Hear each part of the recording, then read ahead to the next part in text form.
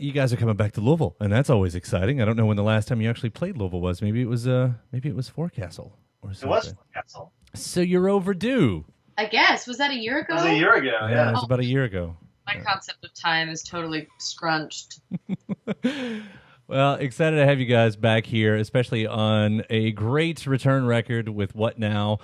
That, I don't know. I mean, we can do the talk about the record. I know you guys have talked about it before, but this does seem like, I mean, it is the sophomore record, and I feel like everything that sort of comes along with the weight of a sophomore record is what you guys were dealing with this time around. That's the truth. I think we definitely got wrapped up in that thing that everyone gets wrapped up in. But it kind of, it's weird. It kind of became the kind of first part of us learning this lesson of growing up. This idea that kind of nothing's ever really over, that there's no, we try to put these narratives on our lives in order to feel better about them, or like there's a thread, but that's just not how life actually works. But no. And that's kind of a beautiful thing once you realize that it's just irrefutable truth, you know? Yeah, once you realize it's just a long series of decisions. I'm really surprised it didn't become your road record, because you guys were out so long promoting that first one, especially once it really started taking off.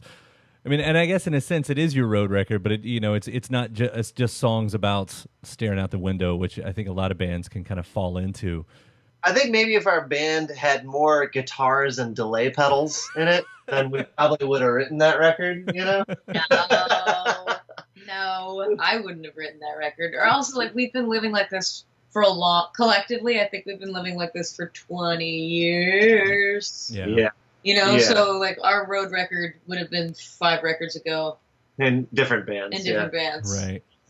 It's weird, though. I think that there are elements to me that when I look back on it, I mean, there's no way that we could have made this record if we hadn't made the first one and had the experience of going out and touring on the first one. Mm-hmm. So it might not feel like a road record maybe to everybody else, but I think to us, it really feels like this record was shaped by the changes that happened in our lives after that first record. And I've got a weird love for sophomore records, because it always seems like the artist or band or whatever is like there's a rock and a wall to push up against once you really have to prove yourself that it wasn't a fluke.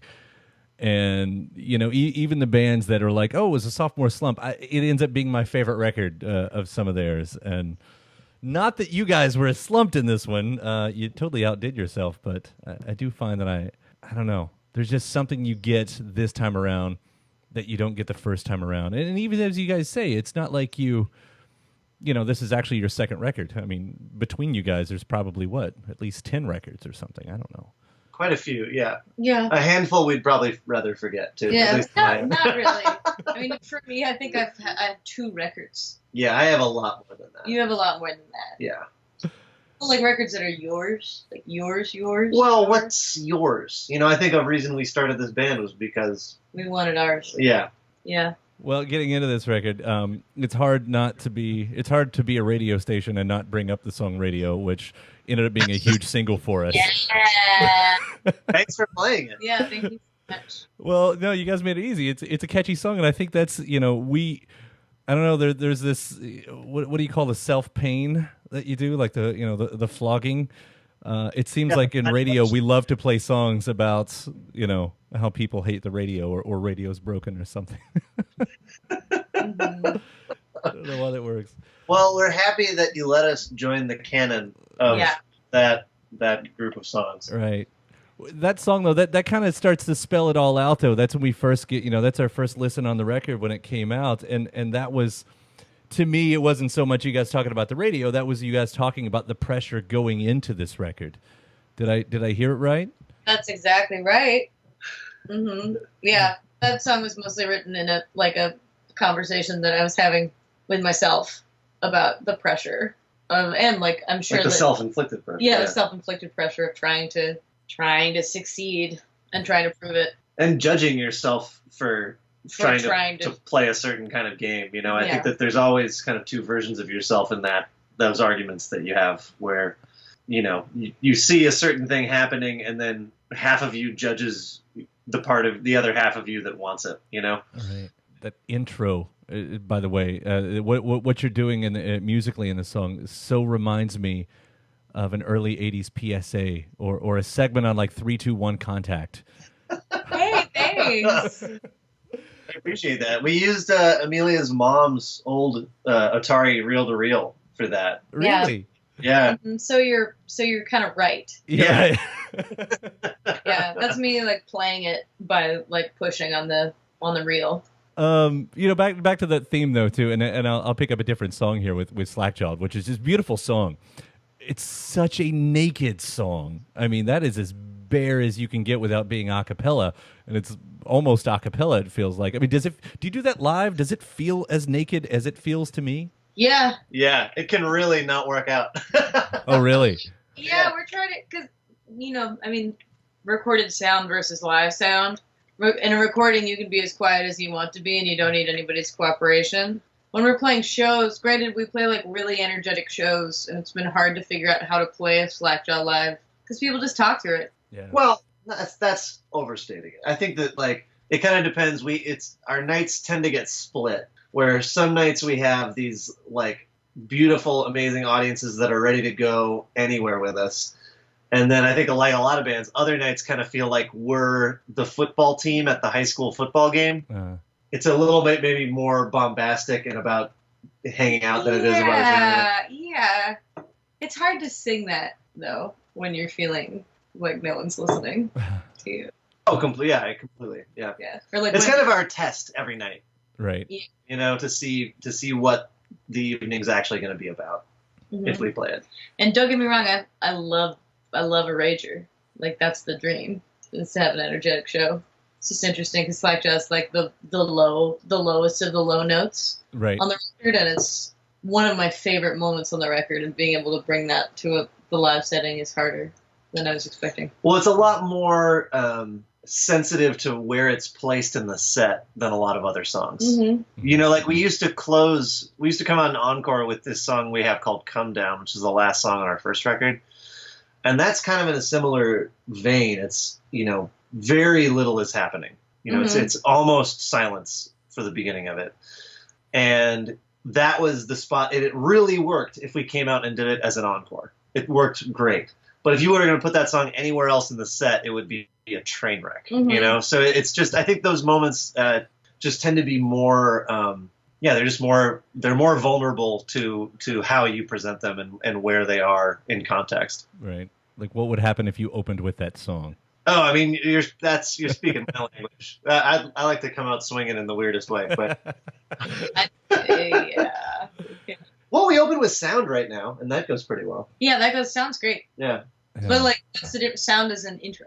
So, yeah, but like, it's also it's its own song, but it's like it's weird. You have those moments of kind of reset. Like you have a handful of moments of reset throughout a night. This is a little inside baseball. Yeah, I just don't want to like. It's not the beginning of a show is to say like, "Hey, y'all, we're here," and I don't want to shake hands by being a fucking Eeyore.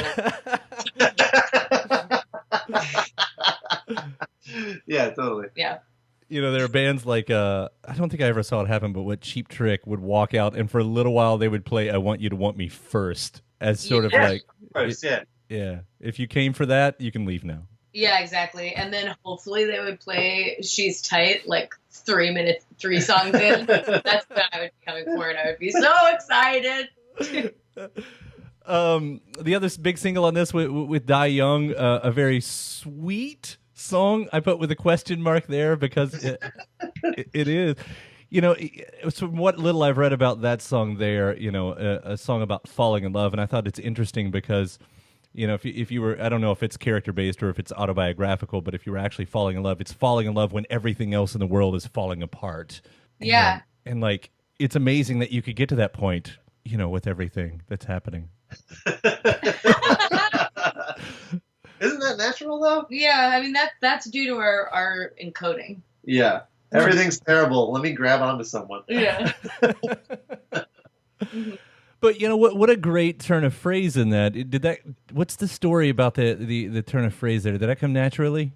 Well, yeah, I mean that's like the white hot center of the pop song is like one clever turn of phrase that you can say over and over again, right? So when when I was like, I had been trying to think about coming up with a clever turn of phrase is like the worst thing. You know, that's like telling yourself to go to sleep or something. Right. But I'd been like trying to gently push my brain into coming up with something, and that was one that I was particularly proud of. Yeah, that's such a good one. And what we were talking about a minute ago with everything falling apart, I don't find any actual big political moments on this record, although it definitely has its darker moments of what you guys were dealing with yourself. But, writing it in 2016 and then everything escalated after that, I mean, I guess it's sort of an obvious question, but would this have been a different record if you knew everything that was still to come? Ooh.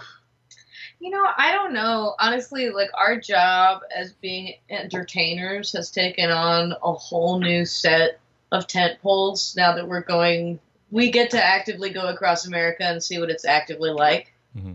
We've always gotten to do that. But now, I think now more than ever, the role of being an entertainer and being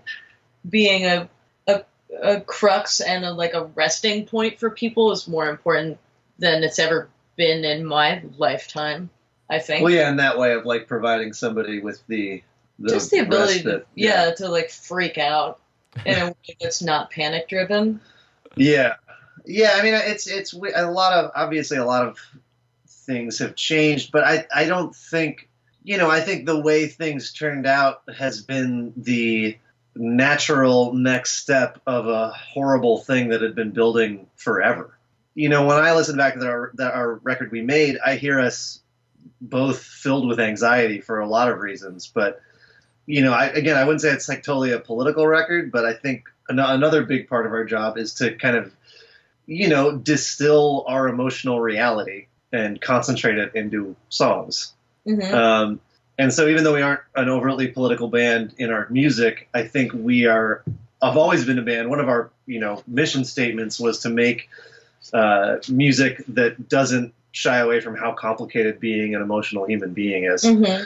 And so I hear that reality when I listen to this. I hear, though it's not overtly political, I hear the tension and the uncertainty and the amplitude being turned way up in that year.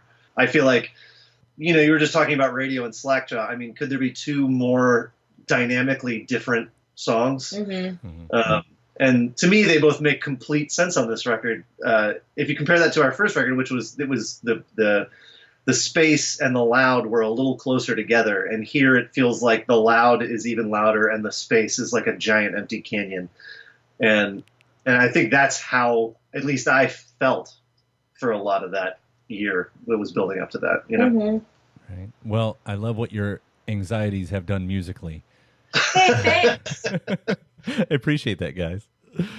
And I'll throw the easy question here. The album is called What Now, and the album is now out, and it's great. Have you answered the question? Have you received the answer? I think the point is you never do. Yeah, it's just a cool forever march, which I'm down with. Yeah, it's every day. Yeah. I think the point of that title isn't that there's an answer. The point is that it's something you are going to be asking yourself until you die. That's just what it is. It's just a condition. I think a line like that is the perfect place to wrap up. All right. Thank you. I see the end of the article right there. It's just when you die. That's Sylvan Esso. Call it. Yeah. All right. Thank you guys for taking the time, and we'll see you when you're here in Louisville. Sounds great. Thanks so much. Come say hi, would you? We'll definitely. Okay. All right. Bye. Bye.